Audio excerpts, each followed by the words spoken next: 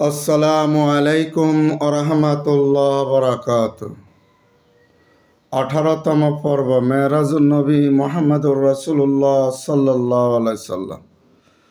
সুবহানাল্লাহ, আলহামদুলিল্লাহ, লা ইলাহা ইল্লাল্লাহ।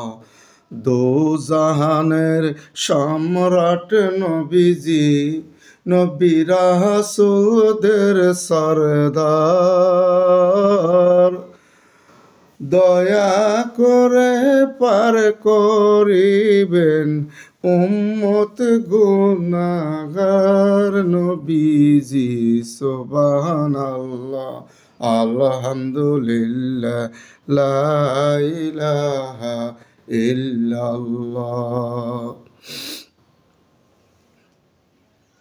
আল্লাহর হাবিব মুহাম্মদুর রাসূলুল্লাহ সাল্লাল্লাহু আলাইহি সাল্লাম মেরাজ থেকে যখন আসলেন,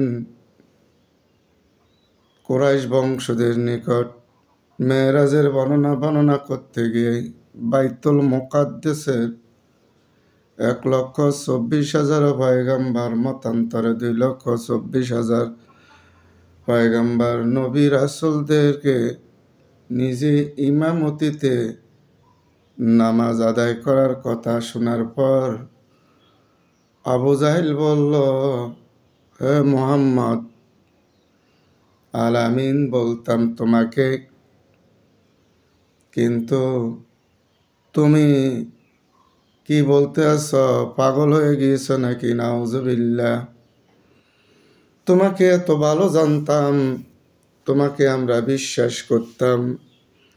আচ্ছা বাতিজা, বলো তো বাইতুল মুকাদ্দাসের কয়টা দরজা, কয়টা খুঁটি, কয়টা জালানা? আল্লাহর হাবিবের চেহারা মোবারক মলিন হয়ে গেল। আল্লাহর হাবিব তো বাইতুল মুকাদ্দাসের দরজা, জালানা, খুঁটি গণার জন্য আল্লাহ নেননি, তথাপিও আল্লাহর কুদরতে, আল্লাহর হুকুমে হযরতে জিবরাইল আলাইহিস সালাতু ওয়াস সালাম আল্লাহর হাবিবের চেহারা মোবারকের সামনে বাইতুল মুকাদ্দাসের সিনারি তুলি ধরলেন।